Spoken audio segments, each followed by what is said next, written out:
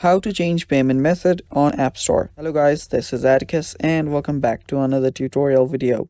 In today's video, I'll teach you guys how you can change your payment method on your App Store on your iPhone or iPad.